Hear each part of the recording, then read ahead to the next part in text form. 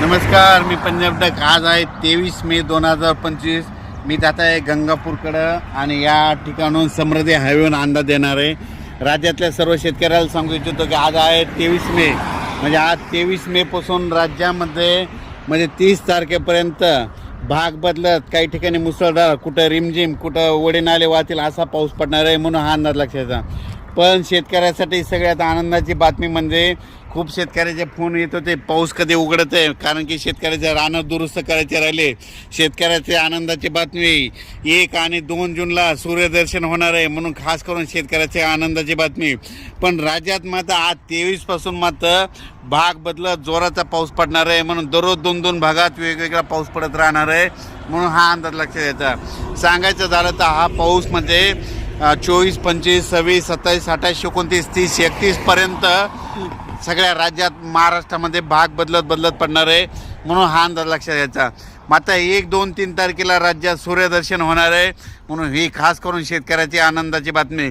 संत्र उत्पादकांचे फोन आले की म्हणजे आम्हाला ताण द्यायचा आहे आणि हे पाऊस कधी उडेल, तर त्यांच्यासाठी सांगू इच्छितो 1, 2, 3 तारखेला सूर्यदर्शन होणार आहे, म्हणून खास करून त्यांनी अंदाज लक्षात घ्यावा. आणि राज्यातल्या सर्व शेतकऱ्याला सांगू इच्छितो की उघडल्याच्या नंतर तुम्ही तुमचे शेतं रोटावेटर, कल्टिवेटर करून आपण आपली शेतं तयारीत ठेवा, कारण की राज्यात परत मान्सूनचा पाऊस कधी येणार आहे त्याचा मी व्हिडिओ नंतर देणार आहे. पण राज्यात मात्र 30 तारखेपर्यंत काही ठिकाणी मुसळधार पाऊस पडणार आहे, म्हणून हा अंदाज लक्षात यायचा.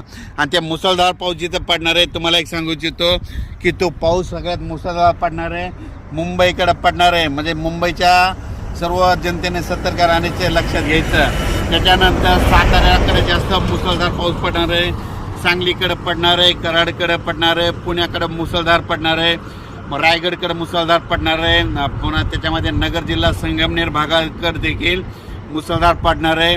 कोकणात सगळ्यात जास्त अतिवृष्टी होणार आहे. त्याच्यानंतर कोल्हापूरकडे मुसळधार पडणार आहे. सातारा त्या कोकणपट्टीमध्ये अति मुसळधार पाऊस पडणार आहे, म्हणून हा अंदाज लक्षात.